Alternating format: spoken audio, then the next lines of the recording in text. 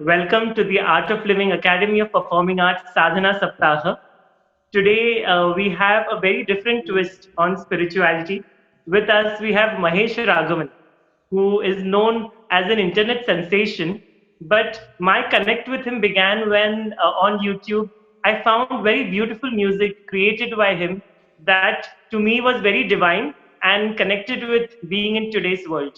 And today we are going to weave around that along with two of his fans who are here with us, Dr. Unni Nilanjan from the Art of Living Academy of Performing Arts, himself a budding composer, and Animesh Khandelwal, a lawyer and art curator from Delhi, who was one of the coordinators for the Guinness record attempting World Culture Festival in 2016 and runs his own cultural page known as Kaladepot, where they have an Artist of the Month series, which also featured Mahesh at one point. So it's lovely to have all of you here today. Mahesh, over to you. I want to know which was the first song you created and what was your thought process behind that? So, I've been learning music since I was three. So, I've been creating lots of things since I was a kid. But the first release on my YouTube channel was my first ever experiment on the iPad. It was called Electronic Riti Gaula. So, that's when I discovered the app. And I thought to myself, okay, I need to create a piece of music with this, like a showcase, just to show people what this app is capable of. And from there it took off. So that was in 2013, 2014. And another question I have is your compositions like Krishna Nibe Gane, Maru Gelara, these are like eternal compositions that people have been singing ages after ages. So when you Exactly. thought of approaching them from a new age outlook, did you have that hesitation that people may badly pan me for this, or was it something you're always confident of doing? So there is always that fear that, oh, what will people say? That it runs in every musician's mind. But the thing for me was I wanted to give a fresh look into these compositions for the longest time. And I've always had this vision as, okay, if this was represented in that way, it would be really cool. And a lot of it might be an introduction to Carnatic music for a lot of people in a way that they wouldn't have thought of. So, for example, Marugelera is it's one of my most popular tracks that I've recreated in the Carnatic space. But the thing is, the kind of people that listen to it have no relation to Carnatic music at all. A lot of these college kids listen to it, and from so this is like their introduction to Carnatic music, not the pure form, of course, but they my vision is to more create an intrigue for the classical arts, and this is one way that I do it. So when creating intrigue, Mahesh, many people say that intrigue is created through using rhythm more than melody. But in your compositions, you have a wonderful balance of the two. Is that something that you worked on? Because typically, when someone wants to do something new age, they work directly on the rhythm first. But you have such Hmm. soulful melodies also as part of your work. So that is something that always I find very interesting looking when I listen to any composition by you. So nice to hear. So the one more layer of the intrigue is the technology. Whenever people see an iPad and music coming out of it, they're like, okay, how is this happening? What app is he using, and how does he get that sound, and how is music created?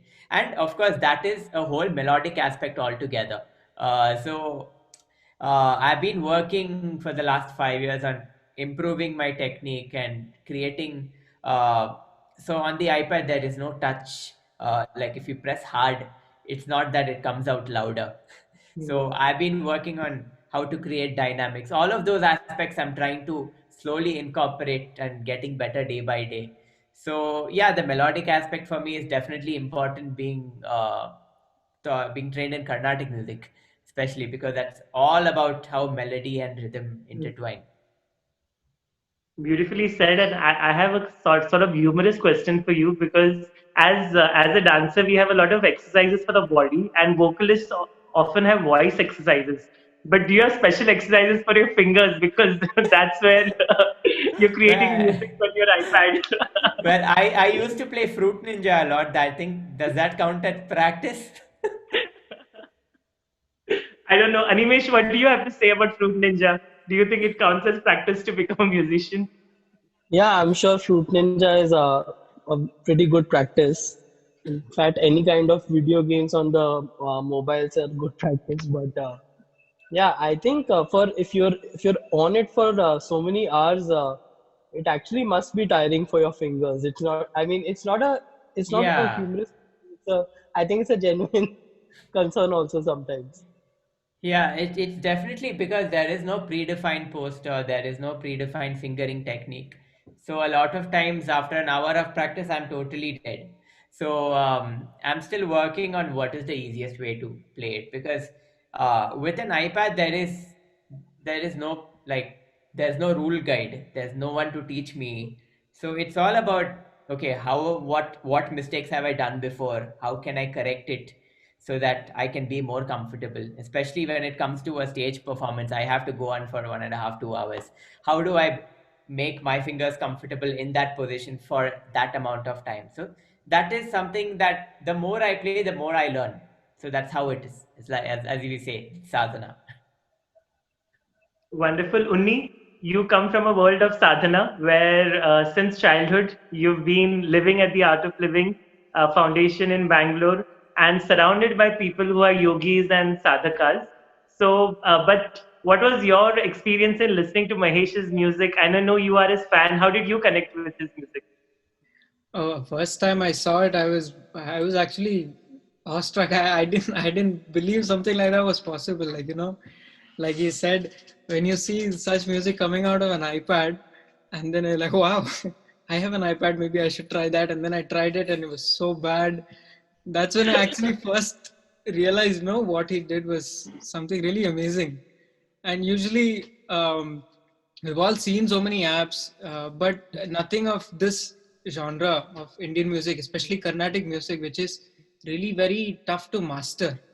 And he was playing it with such ease. I think the first video I saw of yours was Shape of You, where you had Oh, played okay. that one. No? So that that was really something new, and that was something exciting also. Like you said, people who have no connection to Carnatic music itself, that becomes like that small spark for us to start getting connected, and that was really something really good that you did. But I asked Mahesh, why the iPad? Like, how did you?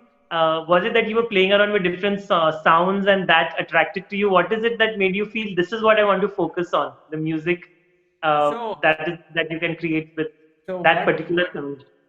So what happened was, ever since I was 11, I had started training in keyboards and Western music theory. And the gamakas that we have in Carnatic music, the oscillation between notes, it's not possible to play it on the keyboard with such, uh, it's not authentic enough to a Carnatic musician's ear. So when I found the iPad, and when I found the feature that you can slide between notes, that made it possible for me to play gamakas. And I suddenly became very excited at the possibilities. And I just kept going. I practiced for 3 months to make that first piece. And then after that, I realized, oh, wait, I can actually become good at this if I keep practicing. So I started off as a side hustle. It's like a hobby. I started a YouTube channel and I made a few pieces. Krishnani Begani was one of the first few pieces one that but over time, I just somehow I connected later on. I connected with Indian Raga also. I joined them as creative director. So somehow things just fell into place. And 2 years back, I decided, okay, might as well take music full time. So that's how the journey actually started. So you mentioned Indian Raga Mahesh, and I was an Indian Raga fellow, and I joined it just because of you. I was a fan of your music, and in my mind, I was like, I'm quite old to be an Indian Raga fellow, but I'll get to interact with Mahesh, so I'm going to go for it. So, though others I, at st- I Indian Raga still may don't not like believe me that, saying but this, okay. but but I have on another note, we are a land which prides itself on parampara and the Yes. journey from practice to praxis, where something that is in practice becomes a sampradaya, becomes a parampara, and you are bringing the entire music of thousands of years of parampara in a very different format. So, are you also thinking of? Do you teach? That's what I'm curious about. Are you thinking of making this into a long-standing parampara, or is this just something that Mahesh Raghvan is going to be known as? Is So it I something that you want to teach definitely, people? yeah, Right. I have started teaching recently. So I select my students very carefully though. But yes, I have started doing workshops. I've started doing master classes. Why I was hesitant until around last year was because I didn't have a technique that was consistent enough. And to be able to teach something, you need to have the knowledge to be consistent. Every time I played, it should come the same way. So that consistency took a lot of time for me. And once I was confident about it, that's when I started, okay, thinking, okay, maybe I can start classes, maybe I can do a few workshops and see where this goes. Okay. Wonderful. Sunil, I just have a question on since Yes, we're sure, talking Animesh. about teaching music and looking at the current times when this pandemic is going on, uh, how difficult is it to when you're teaching your students music? Uh, I'm sure they must be apprehensive at this moment as to, like so much negativity is around. And, Hmm. how can you, you being their teacher, you kind of their mentor as well at, at Yeah. a level. How do you ensure that you can infuse positivity into them even during these uncertain times, when they don't know, even health wise or even monetarily, how well they are going to be in the future? So, my perspective of things is when you play and practice music, that itself is a source of positivity. So, when the student kind of okay practices a song, gets it right, shows it to people, and then it turns out really beautiful. That is a very nice source of positivity. And when you teach music, it's automatically an activity that promotes positivity. People, when listening to music, playing music, that is a source of joy for a lot of us musicians. So I think that problem is automatically sorted if anyone is learning and practicing music. Unni, as a composer, you have recently begun your journey, and Mahesh, at a very young age, has established himself as a brilliant, out of the box, virtuous composer. So, do you have any tips that you want to ask him? Take advantage of this time to glean some techniques from him. Oh, I don't think the time is enough for me to get enough tips from him, It would be. Um, One thing I always wanted to know, Mahesh, is like, you started something really new. And Hmm. like you said, you didn't have that sense of technique that you found very consistent. So when you are planning to improve on something, do you have like a guide or anything? Like, what do you So aim for? What do you keep as a standard or something to look for when you're trying to practice? yeah, when you're the one rule in life that I remember is whatever you do, there's always someone better than you. That and musically, I've been listening to some of the best Carnatic musicians. Yush Srinivas is like one of my idols actually. So the way I learned this iPad is by just watching him play line by line, breaking it down, trying to get the same thing on the iPad. How do I get that gamaka? What is that he's doing at this point? What are the notes there? How is he sliding his fingers? How do I replicate it on the iPad? So a step by step breakdown, and basically you need to learn how to understand what is it, reflect upon yourself and see what is missing, Mhm. and what is different that the masters are doing that you can incorporate in your playing. So that is the approach that I always take. Wait, I, most of I the am time, remembering what Balamurli ji used to say that singers are not trained, they are just born. And technique is something that is just an add on or an alankara into a naturally born singer or a composer. So that line that was said when came to me right now when you were talking about this, because one thing is learning the vidya, that is learning a technique, like you mentioned, Yush University, and trying to emulate that. But then you have your own identity when your music comes out, which is Exactly. Mahesh Raghvan.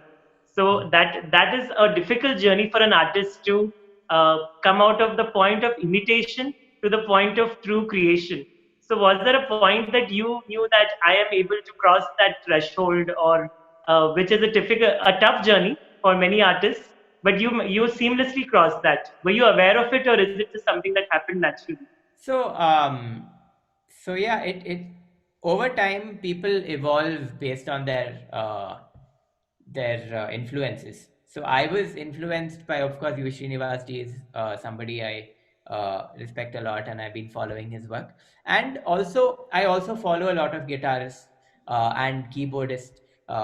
So a combination of these influences define you as an artist, and you kind of pick things from here, and also add in your own ideas. So over time you kind of develop your own style, but before developing your own style you need to know where what is your style in your head, and over time it sort of establishes and develops in your head. And then I'm still working on a lot of things. There are some things that in the app that need a lot of practice, and I'm working on it. But when you talk about developing a style and musicality, that is something that definitely comes through experience and listening. Wonderful, Mahesh. Experience and listening. I think these are two keywords which you have given all the young musicians. Finally, I want to ask you about one topic that is on everyone's mind these days. Irrespective of where they are on their artistic journey, the thought process comes in that how do I make my work viral?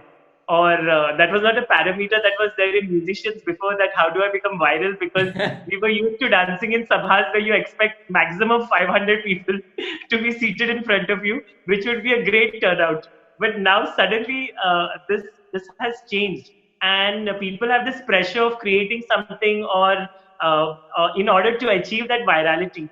So what do you have to say about that? You're one of the most viral artists out there, breaking the internet a number of times. What do you have to say about that? So, so okay, talking about the way the internet works, everything is depending on consistency. I started from zero myself, and it took me quite a while before I started getting any sort of numbers. That is, so it my first thing that actually went like viral was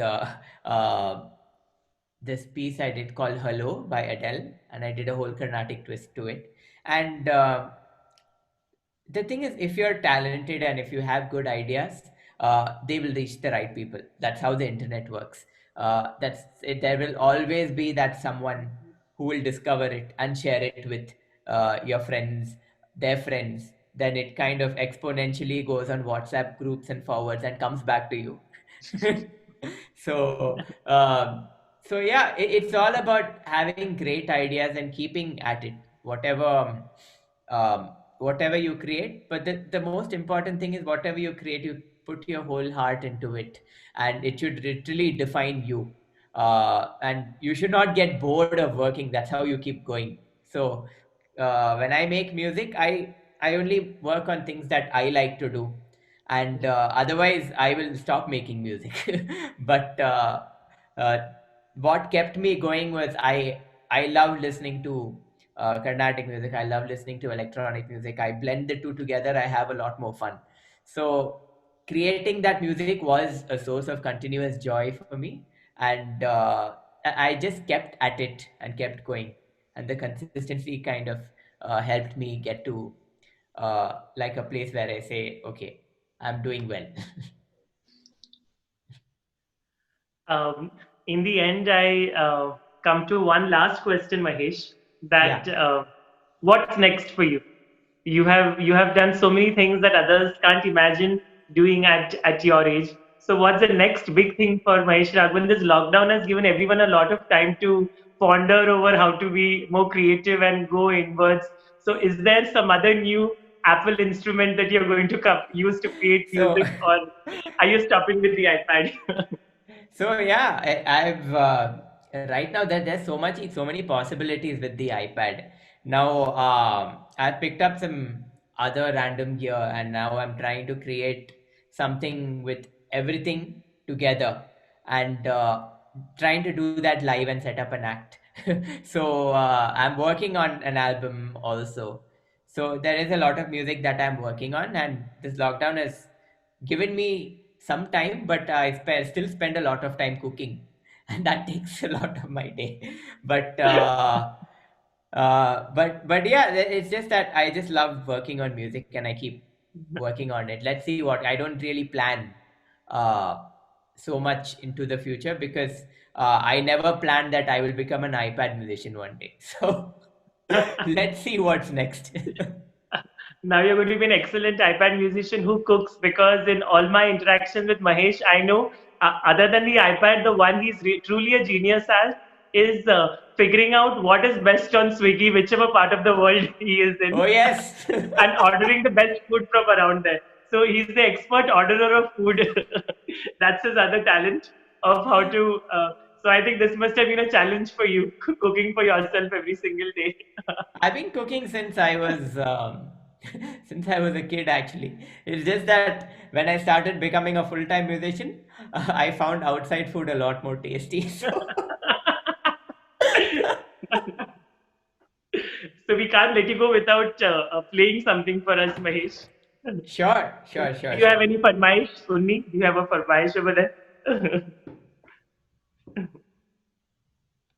Only you're on mute. Yeah, yeah.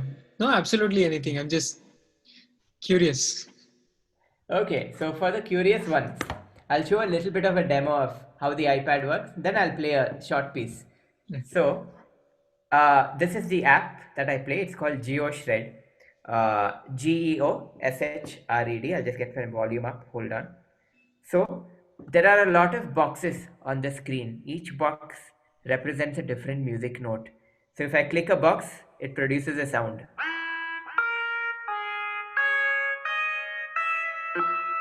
And if I slide across the screen, you can slide between two notes. So that is playing the note separately.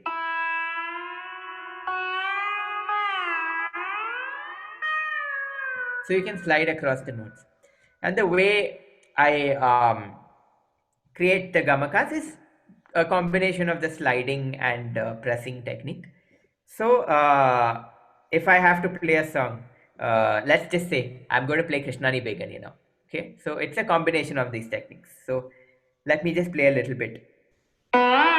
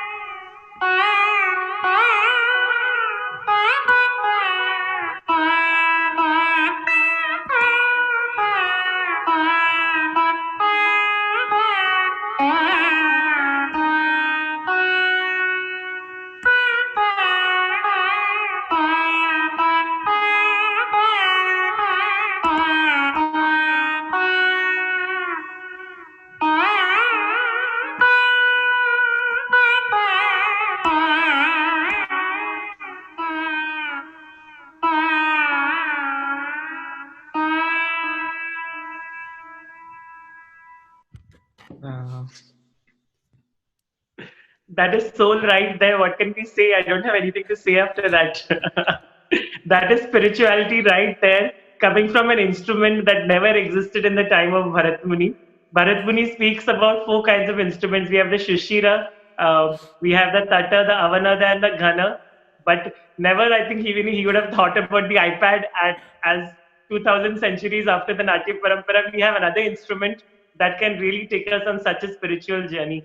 You are really special, Mahesh, and thank you for being here with us today at the Art of Living Thank you Academy so of much for Performing having Arts. me. Your a very unique take on sadhana of practice, passion, what to be yourself, the person who enjoys your music the best first. These are really wonderful tips that you have given all our listeners today. Thank you for being here with Thank you us. so much. Very good. Thank you, Sunil. Thank you, Unni.